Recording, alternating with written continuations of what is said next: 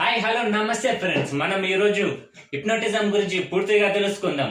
Day 8 లో power ని ఎలా ఉపయోగించాలో తెలుసుకుందాం. ఈ రోజు ఆ పవర్ ని ఏ విధంగా మ్యానిపులేట్ చేయాలో పూర్తిగా తెలుసుకుందాం. మనం అచూరింగ్ కామ్ రిలాక్స్.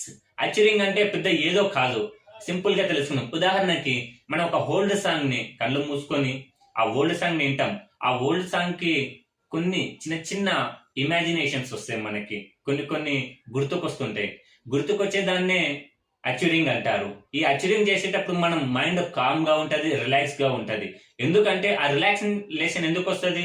ఆ సాంగ్ వినడం ద్వారా. దీన్ని అచ్యూరింగ్ అంటారు. మన సబ్ కాన్షియస్ మైండ్ ఎలా ఉపయోగిస్తుంది అంటే, ఏదన్నా ఫోకస్ పెట్టినప్పుడు మన మైండ్ కామ్ గా అయిపోతుంది, మన మైండ్ రిలాక్స్ గా అయిపోతుంది. ఎప్పుడైతే కంఫర్టబుల్ గా మనం ఉంటామో అప్పుడు మాత్రమే మనం ఇది చేయగలుగుతాం. Thank you.